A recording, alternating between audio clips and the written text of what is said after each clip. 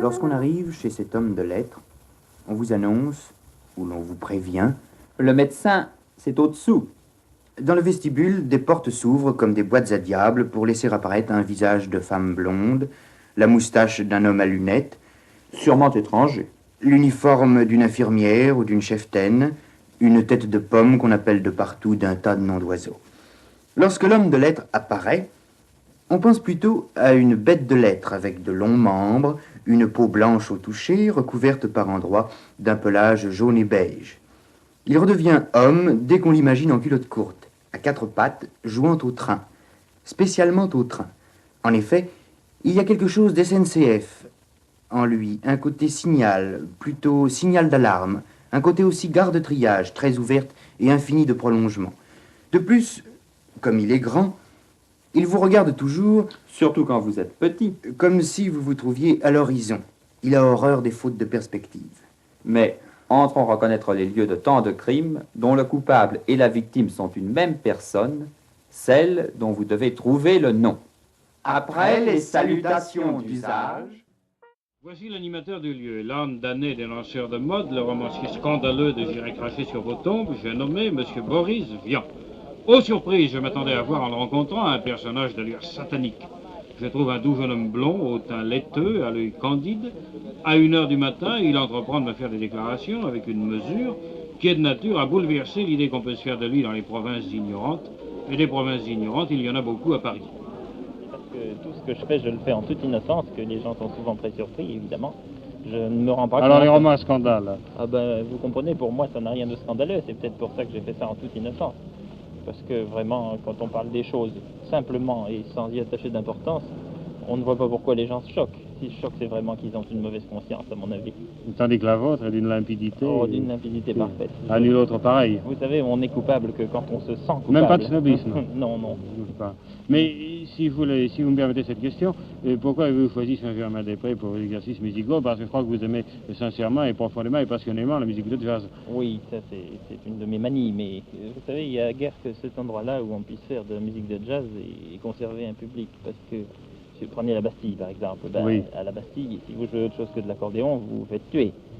Aux Champs-Élysées, si vous jouez autre chose que de la musique douce, vous vous faites tuer. Et dans les autres endroits en général, si vous jouez autre chose que des sambas, vous vous faites tuer. Il ne reste guère que Saint-Germain-des-Prés. Alors d'avoir le public que vous avez, vous dites tant mieux, tant pis, ou si ça vous est égal? Et voici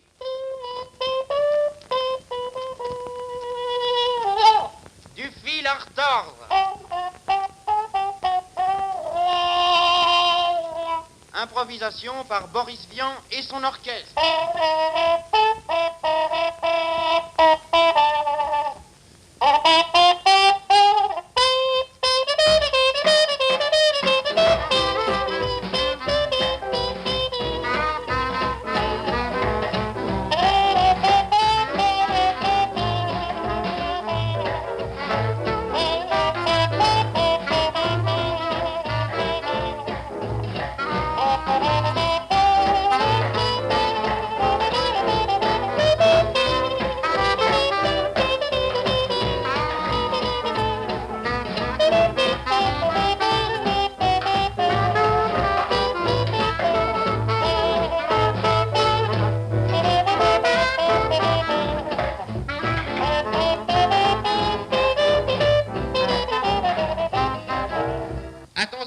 Sujet, étude analytique des bagarres à la chambre. À vos marques, prêts, partez.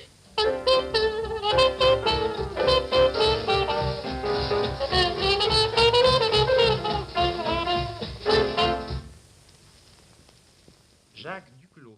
Le Club d'essai présente le procès des pontifes. Les auteurs arrivés vus par ceux qui arrivent. L'accusé du jour est Jean Cocteau. Le défenseur, Boris Vian.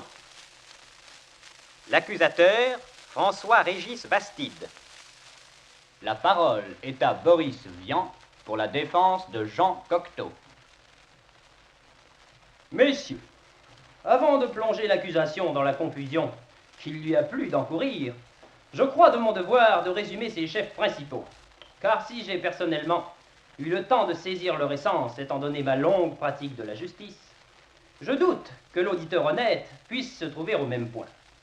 Et quand bien même, d'ailleurs, vous avez déjà tous compris qu'il entre dans mon plan de démoraliser l'adversaire par des griefs dont le manque de fondement ne pourra que renforcer l'efficacité. Voici donc ce que Bastide reproche à Jean Cocteau.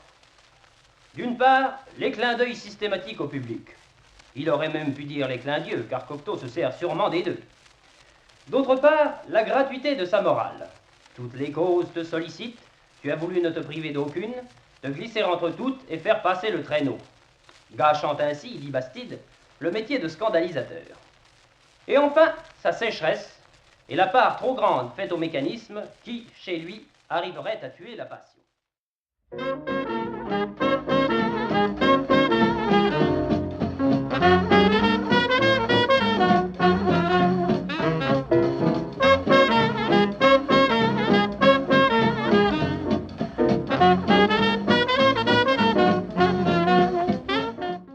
Nous venons de réouvrir le cabaret chez Gilles et ensuite j'ai demandé à Boris Vian, que je n'ai pas besoin de vous faire connaître, un sketch dont nous allons avoir la primeur. Ce sketch s'appelle Adam, Ève ou le troisième sexe.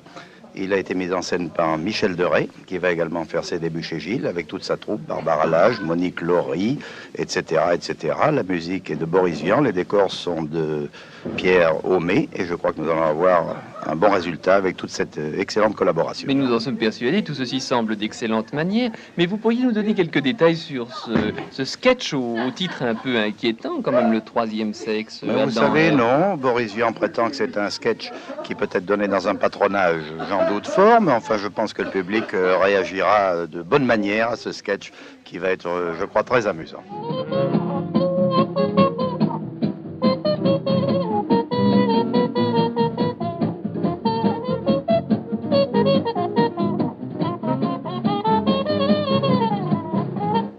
Indispensable de s'adresser à Boris Vian, le spécialiste des bonnes manières, pour qu'il nous explique exactement ce qu'allait être son sketch.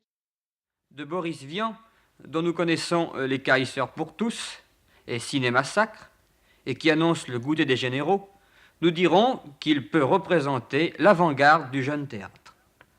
On a pu écrire, en effet, que le théâtre contemporain était de plus en plus l'écho des préoccupations les plus hautes de notre temps. Dans quelle mesure votre propre théâtre répond-il à cette définition, Boris Vian? Mon théâtre répond à cette définition, en ce sens qu'évidemment, les préoccupations les plus hautes de notre temps sont celles qui sont dans l'air, et un peu pour tout le monde. Et en ce sens que si c'est un théâtre personnel, je ne peux tout de même pas m'abstraire du milieu dans lequel j'ai été élevé et de mon conditionnement en général. Par conséquent, évidemment, mon théâtre, dans une certaine mesure, répondra aux préoccupations de mon temps. Pour moi, la préoccupation la plus haute de mon temps, c'est de dénoncer les menteurs et les escrocs du mot, si j'ose dire, les escrocs du verbe, c'est-à-dire les gens qui font de la démagogie verbale, en ce sens qu'il y a actuellement dans les journaux, dans tout ce qu'on peut lire partout, une espèce d'inflation verbale qui tient du discours électoral par tout ce qu'il a de pire, enfin. Et le théâtre vous paraît un lieu où justement on peut réformer ce vocabulaire?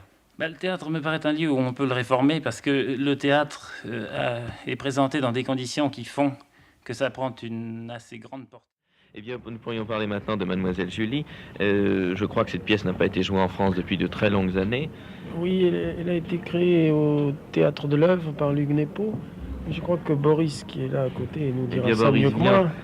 C'est lui qui l'a adapté, alors il a... En tout cas, je crois l'adaptation Boris Vian est très vieille et je crois que la première traduction qui en a été faite et sur laquelle vous avez été amené à faire quelques adaptations est très ancienne. La première traduction datait de 1893 environ et en réalité, je n'ai fait aucune adaptation de cette première traduction. J'ai refait une traduction complète parce que la façon que l'on avait de traduire à l'époque n'est plus du tout celle que l'on a maintenant.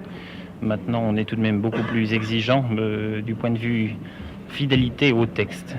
Et la traduction de 1893, qui était bonne sans doute pour l'époque, s'éloignait tout de même de très loin du texte suédois. Je crois aussi que le texte avait besoin justement d'un certain rajeunissement et votre texte est très direct, très vivant et peut-on dire ne date pas du tout. Enfin, certaines expressions même sont très modernes. Et c'est le texte français qui a été joué d'habitude, qui a été rajeuni, mais pas celui de Strindberg. Je crois que Boris n'a fait que être transparent. Oui, personnellement, j'ai l'impression de n'avoir fait que calquer Strindberg du mieux que j'ai pu. C'était facilité par la construction suédoise qui est plus voisine de celle du français que celle de certaines autres langues. Mais je ne crois pas du tout avoir déformé en quoi que ce soit le texte de...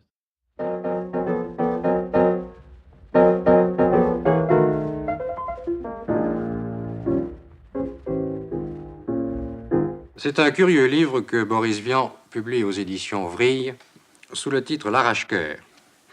C'est un roman, bien sûr, mais un roman qui ne ressemble pas tellement au roman qu'on a l'habitude de lire. Et d'abord, puisqu'il convient que dans un roman il y ait une histoire, y a-t-il une histoire, Boris Vian? Il y a effectivement une histoire. La trame même du roman, c'est l'histoire d'un amour maternel poussé jusqu'à l'exagération. Oui, vous voulez dire qu'il y a là une mère qui aime trop ses enfants et qui finit par les enfermer dans des cages. C'est ça. 3 enfants d'ailleurs, car elle en a fait 3 d'un coup. Oui, elle en a fait 3 d'un coup. Je voulais accélérer un peu la procédure. Bien, mais il me semble que nous sommes, tout du long du livre, assez loin de ce thème central. Et que, pour citer quelques exemples, nous en sommes loin lorsque nous sommes au marché aux vieux, où l'on voit ces vieillards vendus aux enchères et dont des enfants s'emparent pour leur taper dessus. Ou lorsque nous voyons un ruisseau rouge de sang, j'imagine, sur lequel navigue un homme condamné à manger les cadavres et les immondices qu'on jette dans ce ruisseau, et que cet homme s'appelle la gloire. Il me semble qu'il y a là un symbolisme qui ne nous échappera pas. Ou lorsqu'on voit les paysans crucifier un étalon parce que cet étalon s'est mal conduit. On pourrait citer beaucoup d'exemples. De qui se moque-t-on ? Présenté par François Billedou. Un ami m'a dit un jour, Boris Vian a des yeux comme des mains de serpent. C'était vrai. Il a autre chose. Ancien élève de l'école centrale, normalisateur, trompette, écrivain tendre, pasticheur à scandale, jazzman, traducteur et adaptateur, auteur dramatique, chansonnier, bricoleur, ce n'est rien encore. Il réserve des surprises, des farces à trappe et des gâteries. Le voici tout cru. L'amélioration de Paris est un des problèmes sur lesquels je me penche dangereusement depuis des années. Et j'ose espérer que c'est un de ceux à qui tout le monde s'intéresse aussi. Je ne parlerai pas de la circulation des voitures. Les voitures n'ont que ce qu'elles méritent si elles n'arrivent pas à circuler. Si les constructeurs les faisaient un peu plus solides, la question ne se poserait pas. Soyez assurés qu'un tank de 60 tonnes n'aurait aucune difficulté à progresser dans les rues les plus encombrées. En matière de voitures, tout est trop simple pour que l'on s'y attarde. Voilà une autre solution entre mille. Que chacun garde sa voiture chez lui, dans sa salle à manger, et on se promènera tranquillement dans Paris. De fait, les gens n'ont des voitures à Paris que pour épater la galerie. Chacun sait qu'on ne peut pas rouler vraiment. La solution de la voiture dans la salle à manger satisferait absolument tout le monde et purifierait l'atmosphère sans priver les gens de la joie d'acheter la plus grande, la plus chromée, la plus chère. Ajoutons que le marché de l'occasion serait grandement assaini si l'on n'y trouvait que des voitures ayant passé quelques années au chaud dans une salle à manger. Mais revenons à l'amélioration de Paris proprement dite. Je ne sais quelle rage fait qu'actuellement on construit d'innombrables bâtiments extrêmement hauts, là où on...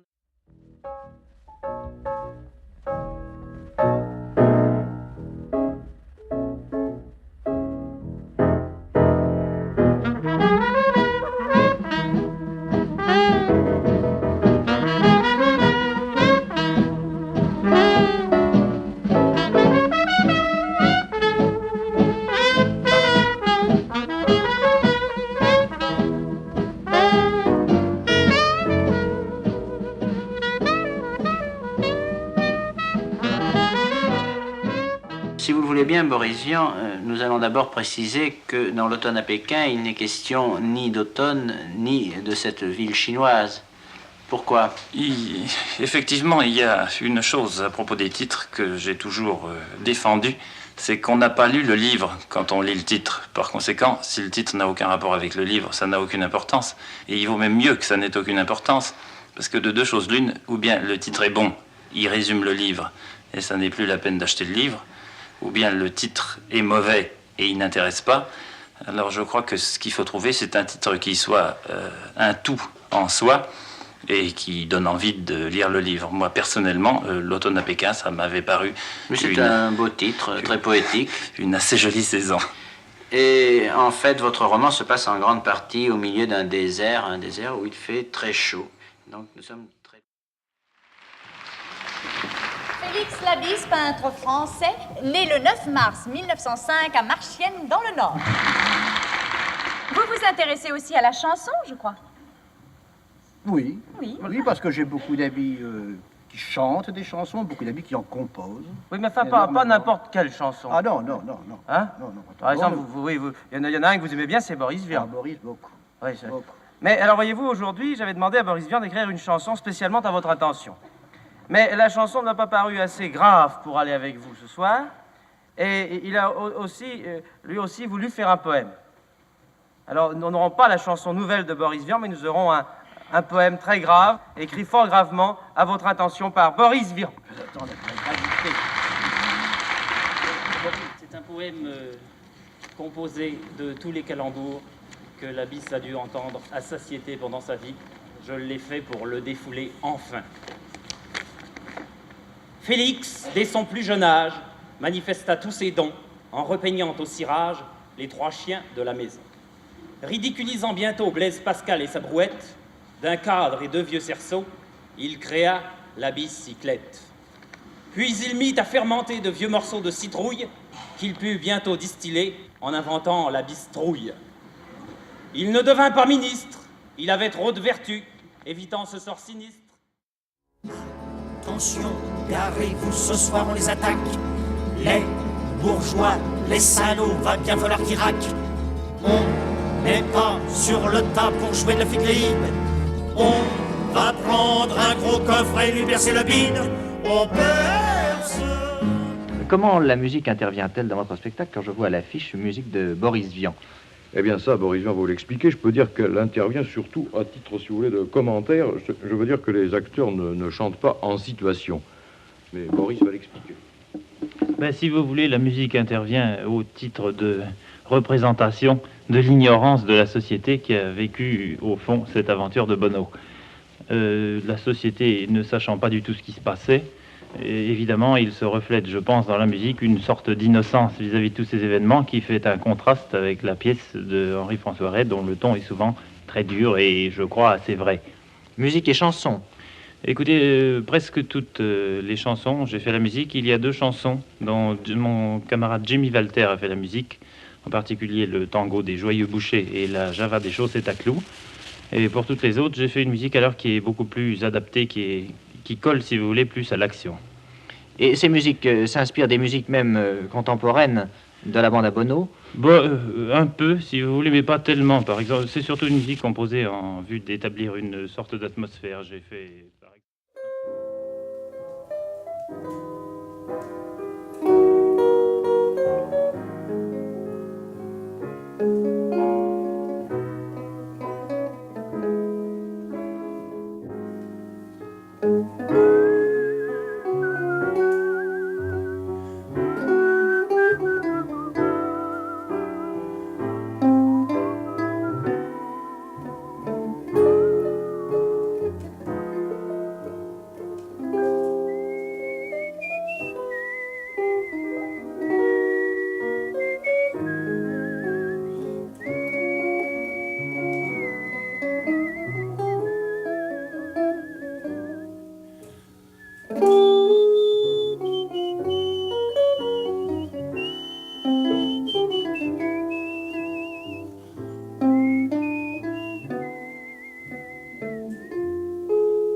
Reprends ici, parce qu'ici, il y a un truc que je n'ai pas très bien saisi. Reprends ici.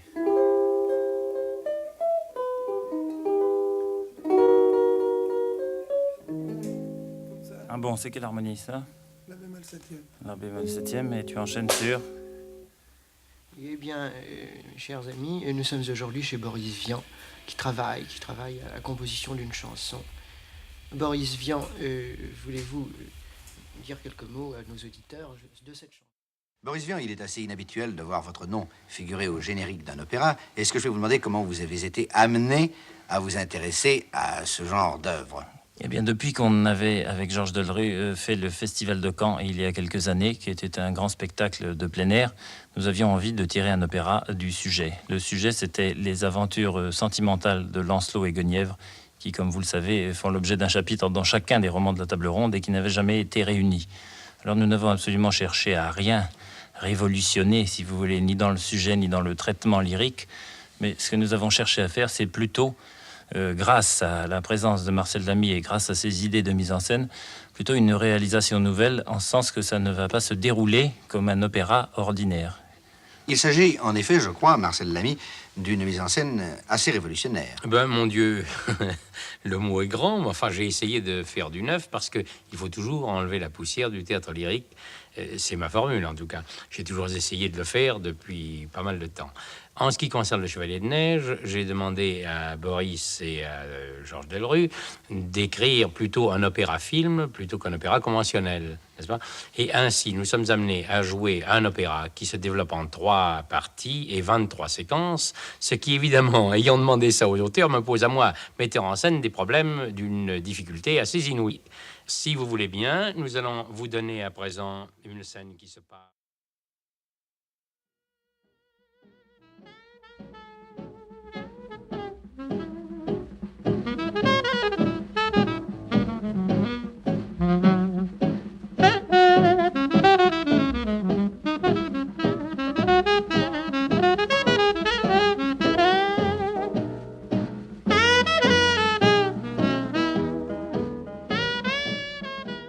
Boris Vian et François Biédou, qu'appelez-vous des variétés?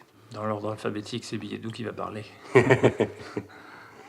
Pour moi, je crois que tout est variété, ma vie entière déjà, et ensuite toute activité d'ordre artistique ressortie des variétés, de même que toute activité de la vie quotidienne ressortie des variétés, dans la mesure où ça implique un certain plaisir, si on veut limiter cette chose au spectacle.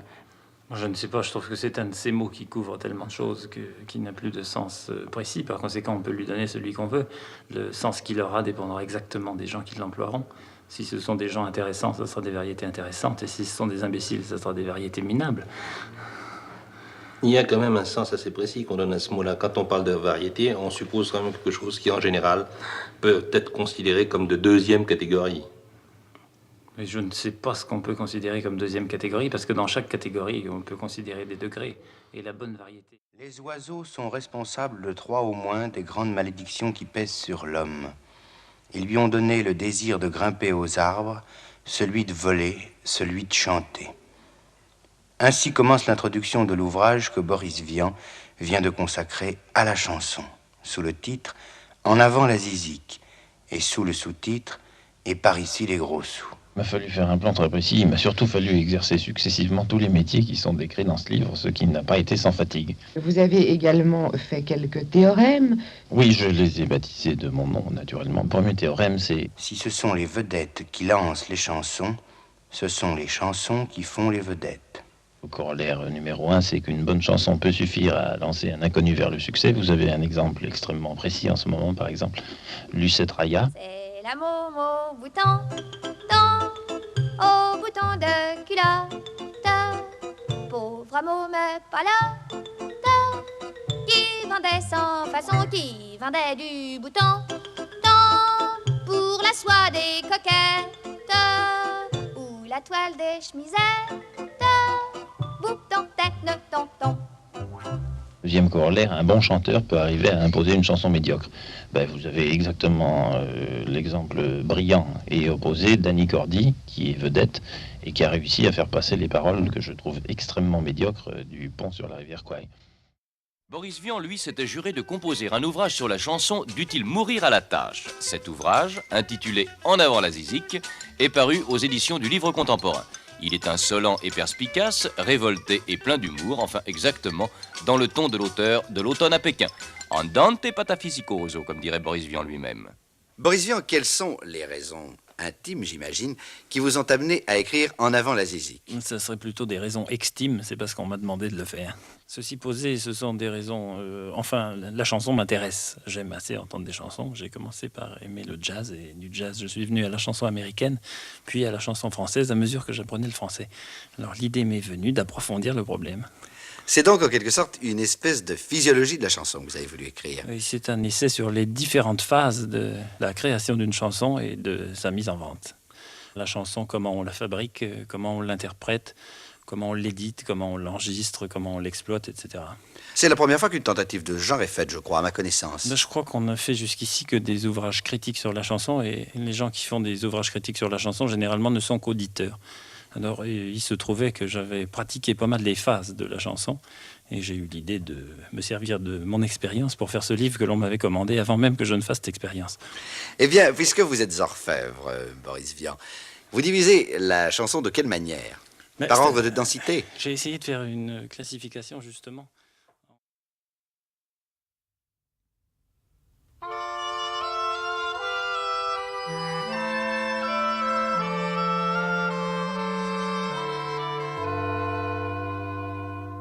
Monsieur le Président, je vous fais une lettre que vous lirez peut-être si vous avez le temps.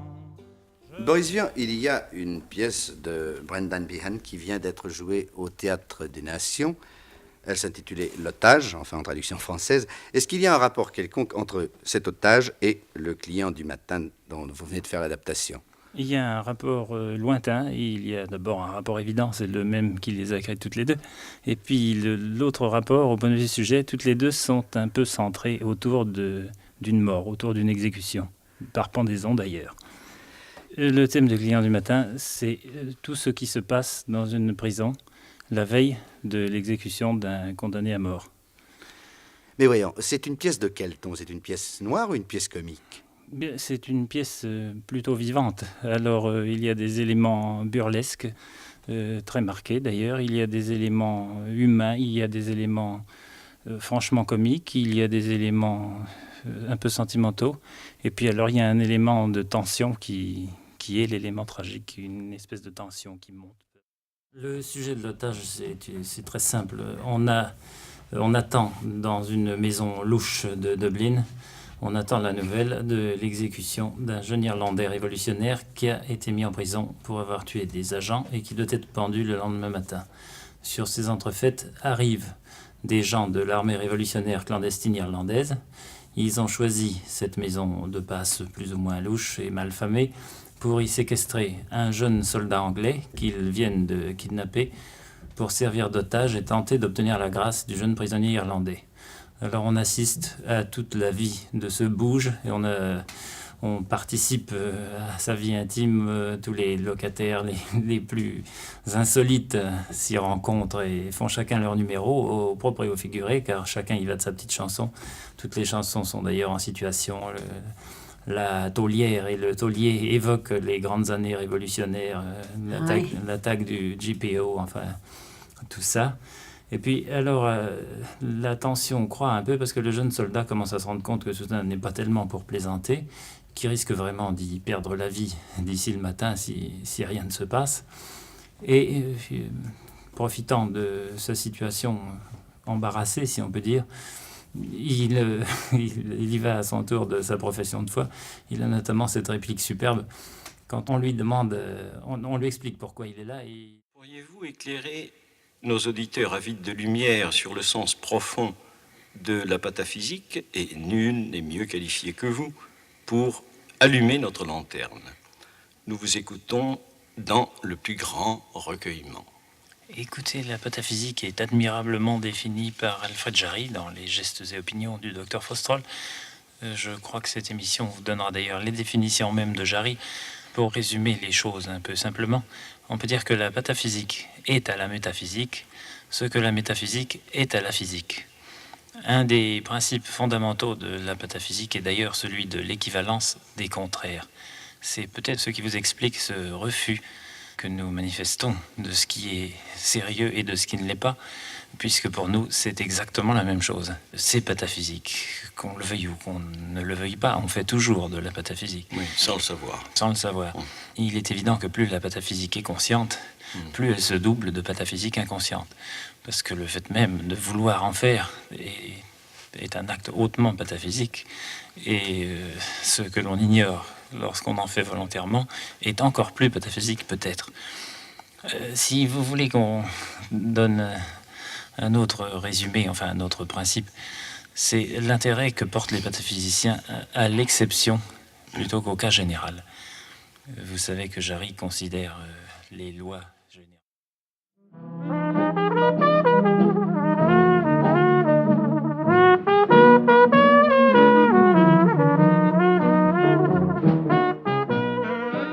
Les souvenirs de Eddie Barclay, voilà un excellent programme. Je vois que vous avez un invité également, Eddie. Oui, parce que moi, je me souviens de rien. Alors, j'ai demandé à Boris de venir avec moi. Parce qu'il connaît une bonne partie de ma vie, alors je pensais que ce serait bien de l'amener. Ça fait des années que je le surveille. Ah bon, c'est la mémoire vivante. Ouais, et puis il a du mal à me surveiller, c'est terrible. On a commencé tout petit dans le même orchestre, ou presque. On jouait à ce moment-là au club rue Pierre Charon. Et lui jouait de la trompette, tu sais que c'est un amateur de jazz. Bien sûr. Puis moi, je jouais du piano. Enfin, j'essayais de jouer du piano, parce que, à vrai dire, j'en ai jamais très bien joué. Il y avait quelques tons où il était particulièrement qualifié. Oui, en sol particulièrement. En sol. D'ailleurs, je me rappelle qu'à l'époque, même, certaines personnes le surnommaient sol majeur. C'était assez terrible, parce que pour un trompette, c'est assez embêtant de jouer en sol. Oui. On était toujours obligé de jouer les seuls airs en sol du répertoire de jazz, c'est-à-dire notamment Lady Be Good, Japanese Sandman, Out of Nowhere. J'ai fait beaucoup de progrès, je suis en fa et en do maintenant. Ah bon? D'ici une dizaine d'années, je pense que... Oui, peut-être si bémol et mi bémol, oui. vraiment, disons. Ça va s'arranger. Continuons dans le passé, après. Après, il y a une période de 2 ans, durant laquelle on a fait danser les gens, je dis au club, toujours. Et puis un beau matin... Nous avons appris il y a quelques minutes seulement la mort subite de Boris Vian. Boris Vian aurait été terrassé par une crise cardiaque alors qu'il regardait son film au Marbeuf, son film J'irai cracher sur vos tombes. Francis Mercury, vous êtes rendu au Marbeuf, ça te manque quelque chose? Boris Vian est mort à 11h, vers 11h. Il assistait à la projection de ce film, c'était une projection de travail. Il s'agissait de faire un disque avec la musique de ce film et il y avait quelques amis qui étaient présents. La lumière s'est allumée à un moment donné, le voisin de Boris Vian a donné l'alerte. Boris Vian s'était évanoui et il est mort dans les quelques minutes qui ont suivi. Lorsque je suis allé là-bas, Madame Boris Vian était présente, il n'y avait que des amis. Évidemment, je n'ai pas rapporté d'enregistrement. Ce que l'on sait, c'est que Boris Vian semblait très contrarié par certaines images du film. Et il a été dit qu'il n'était pas tout à fait d'accord avec certains passages de la réalisation. Claudine Chonès, qui était Boris Vian? Eh bien, Boris Vian, d'abord, c'était un ami, je crois, comme pour beaucoup d'entre nous, et un ami tellement gentil, vraiment, je ne le dis pas en faisant l'article nécrologique, mais tellement charmant, tellement gentil qu'on ne peut que le regretter tout particulièrement. Vous savez, il avait un visage glabre, assez glacé, et puis comme il était malade depuis longtemps, il était extrêmement pâle, et il pouvait paraître froid au premier abord. Mais il était, encore une fois, la gentillesse même. Rappellerai-je tout ce qu'il a fait? On l'appelait l'homme orchestre, il a fait tant de choses. Il a fait depuis des disques de jazz jusqu'à des pièces célèbres, comme J'irai cracher sur vos tombes, n'est-ce pas, sous le nom, le premier livre sous le nom de Vernon. Ce livre. À Ursula, Boris, sa date de naissance, sa date de décès, ce fut langage chiffré. Il connaissait la musique, il savait la mécanique, les mathématiques, toutes les techniques, et les autres avec. On disait de lui qu'il n'en faisait qu'à sa tête. On avait beau dire. Il en faisait surtout à son cœur, et son cœur lui en fit voir de toutes les couleurs. Son cœur révélateur. Il savait trop vivre. Il riait trop vrai. Il vivait trop fort. Son cœur l'a battu. Alors il s'est tu. Et il a quitté son amour. Il a quitté ses amis, mais ne leur a pas faussé compagnie.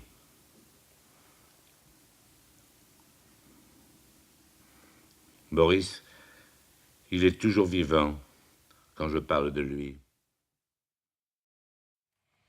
Peu de jours avant sa mort, Boris Vian était venu à la Tribune de Paris. À propos du film tiré de son roman « J'irai cracher sur vos tombes », il s'agissait de discuter les rapports nouveaux de la littérature et du cinéma. Il était courant jusqu'ici d'adapter des livres pour en faire des films. C'est le contraire qui se produit maintenant, puisque l'éditeur Pierre Segers a eu l'idée de confier à des écrivains la tâche d'écrire des romans inspirés par des films. Nous allons diffuser, en accord avec la famille de Boris Vian, l'échange de vues qui a eu lieu sur ce problème. Nous ne modifierons rien, bien entendu, à l'enregistrement effectué ce jour-là. Les propos que l'on va entendre, avec leur légèreté apparente et parfois leur réelle gravité, doivent être considérés comme un hommage à cet esprit charmant, mais libre. Avec Boris Vian, ce jour-là avaient été réunis Charles Spaak, ancien président du syndicat des scénaristes, l'éditeur Pierre Segers et Jean Dutour. Émile Dana menait le débat. Boris Vian, ici présent, est un cas limite. Il a écrit en 1947 un roman, J'irai cracher sur vos tombes, qui a inspiré, ces derniers temps, un film qui est maintenant tourné. Et on va tirer un roman, je peux dire un nouveau roman, qui s'inspirera de ce film. Cette troisième version de J'irai cracher sur vos tombes ne devra sans doute rien... On n'est pas là pour se faire engueuler.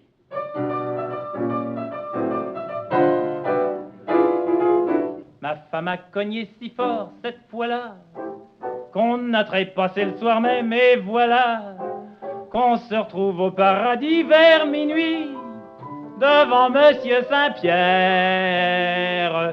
Il y avait quelques élus qui rentraient, mais sitôt que l'on s'approche du guichet, on est refoulé et Saint-Pierre se met à râler. Alors j'ai dit, on n'est pas là pour se faire engueuler, on est venu essayer l'auréole. On n'est pas là pour se faire renvoyer, on est mort, il est temps qu'on rigole. Si vous flanquez les ivrognes à la porte, il doit pas vous rester beaucoup de monde. Portez-vous bien, mais nous on se barre. Et puis on est descendu chez Satan, et là-bas c'était épatant, ce qui prouve qu'en protestant, quand il est encore temps, on peut finir par obtenir déménagement.